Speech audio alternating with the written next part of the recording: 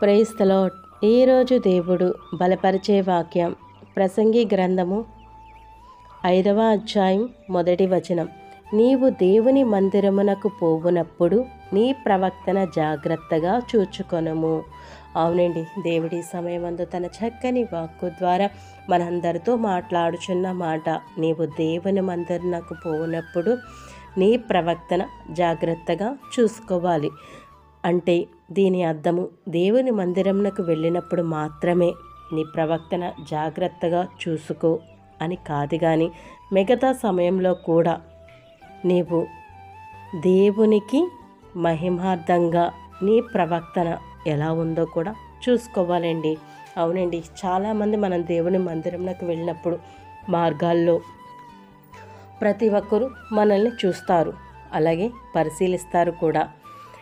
నీ నడక ఎలా ఉంది, నీ ప్రవక్తన ఎలా ఉంది అని కూడా పరిశీలిస్తారు. అవును, చాలామంది ఏంటంటే వారి యొక్క వస్త్రాధారణ, జీన్స్ ప్యాంట్లు, అలాగే మోడల్ జడలు, అలాగే హీల్స్, అలాగే జుట్టు విరబోసుకోవడం, ముఖ్యంగా బైబిల్ లేకుండా వెళ్ళడం, అలాగే మొబైల్ చూసుకోవడం, సినిమా పాటలు పాడుకోవడం, అలాగే అమ్మాయిల వైపు చూడడం, అలాగ అనేక గేమ్స్ ఆడుకుంటూ వెళ్ళడం, అనేక పనులు చేస్తారు. కానీ అలాగూ మనం వెళ్ళకూడదండి. మనము మన ప్రవక్తన ఎలా ఉండాలంటే మన వస్త్రాధారణ కూడా పూర్తిగా మనము ధరించేవారిగా మనం ఉండాలి. మన ప్రవక్తన దీన మనస్సు కలిగి మనం జీవించేవారిగా ఉండాలి. దేవుని సమయంకి మనం ముందుగానే వెళ్ళాలి. అలాగే మన నోటి మాట ఎవరైనా మాట్లాడినప్పుడు తగ్గింపు స్వభావం కలిగి దేవుని యందు ఎలా భయభక్తులు కలిగి ఉంటున్నావు, అలాగే ప్రతి ఒక్కరిని కూడా గౌరవించేదిగా ఉండాలి. చాలామంది వెళ్తారండి, అనేకులతో మాట్లాడతారు, ఏలాకోలాలు మాట్లాడతారు, బ్యాడ్ వర్డ్స్ మాట్లాడతారు. అలాగూ మనం మాట్లాడకూడదు. కానీ దేవుని మందిరానికి వెళ్ళినప్పుడు మన ప్రవక్తన జాగ్రత్తగా చూసుకోవాలి. అలాగే దేవుని మందిరానికి వెళ్ళే వారి పట్ల క్రీస్తుని అంగీకరించని వారు సైతం కూడా దేవుడి బిడ్డలు చూడు ఎంత వినయంగా ఉన్నారు అని మన ద్వారా దేవుడి నామానికి మహిమ తెచ్చే వారిగా మనం ఉండాలి. కానివ్వండి, దేవుడి నామానికి మనం అవమానం తెచ్చేవారిగా మనం ఉండకూడదండి. నీ యవ్వనమును బట్టి ఎవడును నిన్ను తృణీకరింపనీయకము అని తిమోతికి రాసిన పత్రిక 4వ అధ్యాయం 12వ వచనం. మన బట్టి మనల్ని తృణీకరించకూడదు. మన బట్టి దేవుడి నామానికి మహిమ రావాలి.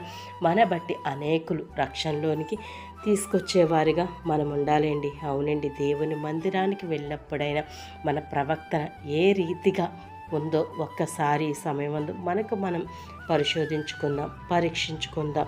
అవునండి, మన ప్రవక్తన, మన నడవడి, మన వస్త్రాధారణ అది ఎలా ఉందో మనం యోచన చేసుకుందాం. ప్రతిదీ పరిశుద్ధ గ్రంథంలో ఉందని మన వస్త్రాధారణ పూర్తిగా మనము వస్త్రములు ధరించే వారిగా మనం ఉండాలి.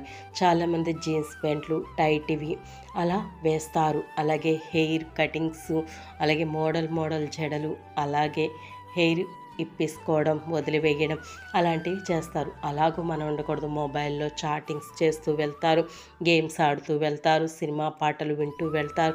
అలాగూ మనం ఉండకూడదు. కానీ మనం దేవుని మందిరానికి దీన మనస్సు కలిగి సత్ప్రవక్తన కలిగి మనం ఉండాలండి. అలాగే మన యొక్క జీవితం, మన యొక్క ప్రవక్తన ఆదివారం ఒకరోజే కాకుండా ప్రతి దినము దేవునికి ఇష్టమైన ప్రవక్తన విధేయత కలిగి ఆయన యందు భయభక్తులు కలిగి మనం జీవిస్తే గనక మనము ఇంట బయట దేవుడి నామాన్ని మనం మహింపరిచేవారిగా మనం ఉంటామండి. తద్వారా దేవుడు మన బట్టి అత్యధికంగా సంతోషించి ఆనందిస్తాడు.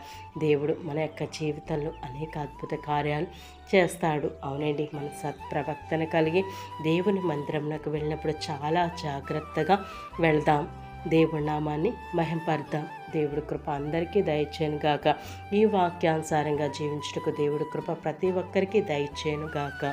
ఆమేన్. Praise the lord.